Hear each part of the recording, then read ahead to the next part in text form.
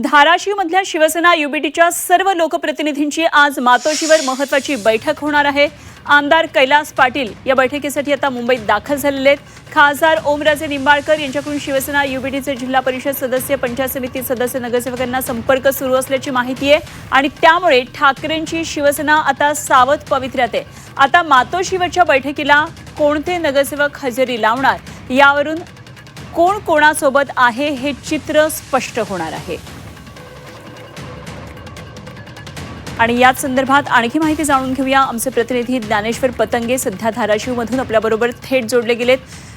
ज्ञानेश्वर, आज धाराशिवमधले शिवसेना युबीटीचे सर्व लोकप्रतिनिधी मातोश्रीवर येणार आहेत। एक महत्त्वाची बैठक असणार आहे। ओमराजे निंबाळकर जे आता शिंदे गटामध्ये सहभागी झालेले आहेत त्यांना जाऊन मिळालेत।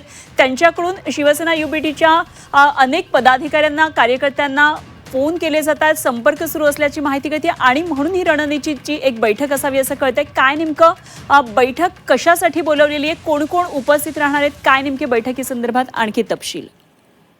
अगदी बरोबर आहे। आज मातोश्रीवर धाराशिव जिल्ह्यातील नगरसेवक असतील, पंचायत समिती, जिल्हा परिषद सदस्य, सर्व पदाधिकाऱ्यांची बैठक बोलवण्यात आली। खरं तर ही बैठक ओमराजे यांच्या पक्षांतर जे झाले त्याच्या अनुषंगाने आहे, कारण ओमराजेंनी ठाकरेंची साथ सोडून ते शिंदेकडे गेलेले आहेत आणि त्यानंतर त्यांनी आता हळूहळू धाराशिव जिल्ह्यातील जी उद्धव बाळासाहेब ठाकरे सेना होती त्यातल्या पदाधिकाऱ्यांना किंवा नगरसेवकांना संपर्क करायला सुरुवात केलेली आहे। कालच आपण पाहिलं की काही नगरसेवकांना घेऊन ते मुंबईला देखील गेले होते आणि त्यांचा पक्षप्रवेश त्यांनी केलेला आहे।